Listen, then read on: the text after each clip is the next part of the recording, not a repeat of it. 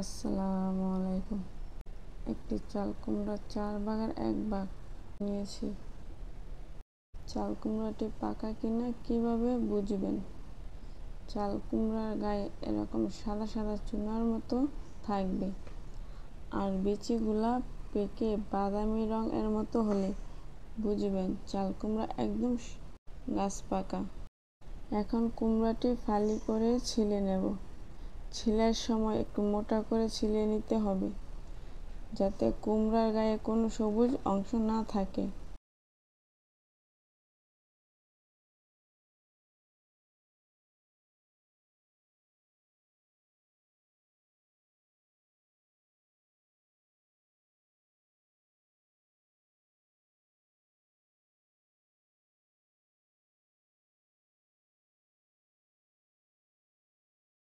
সবটুকু ছিলে নেওয়া হয়ে আসলে এ পর্যায়ে একটি কাঁচা চামচের সাহায্যে কেচে নেব।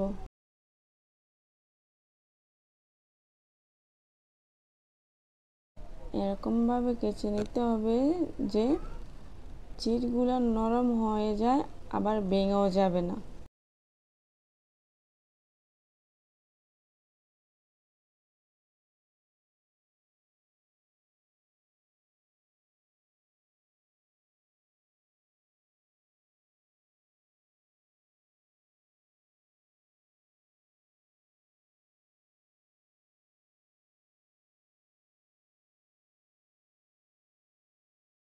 এখানে একটি বল ভরে পানি নিয়েছি, দিয়ে দেব 1 চামচ চুন। পানির সাথে ভালো করে মিশিয়ে নেব। এখানে কুমড়ার পিসগুলো দিয়ে ভালো করে ডুবিয়ে রেখে দেব 8 থেকে 10 ঘন্টার জন্য।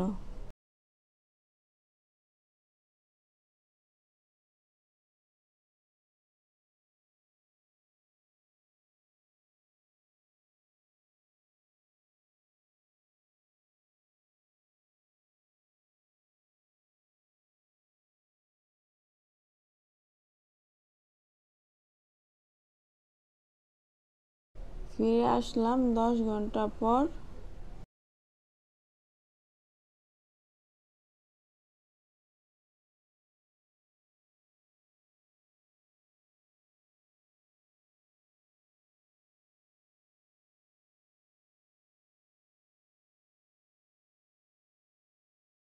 একটি কড়াই বসিয়ে তার মধ্যে পানি দিয়ে দেব কুমড়া।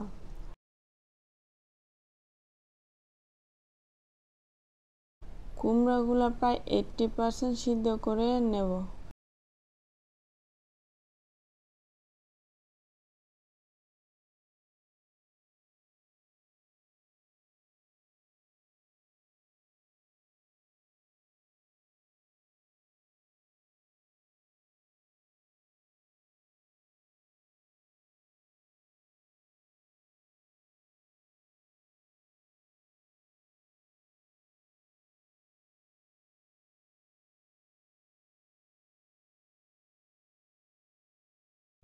একদম গরম অবস্থায় এখানে দিয়ে দেব 1 কাপ চিনি।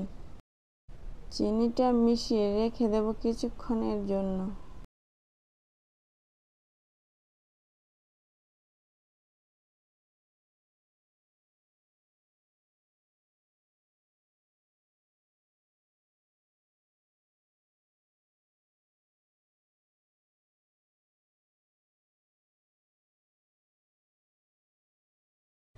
খানিকখানি পর চিনি গলে একদম পানি হয়ে গেছে।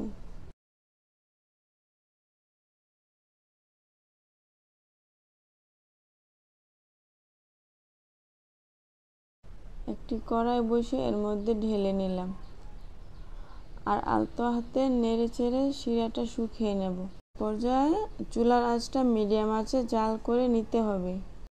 যদি ফুল আঁচে জাল করে নেন তাহলে শিরাটা ক্যারামেল হয়ে যাবে, আর যে মোরব্বার কালার ও লাল হয়ে যাবে।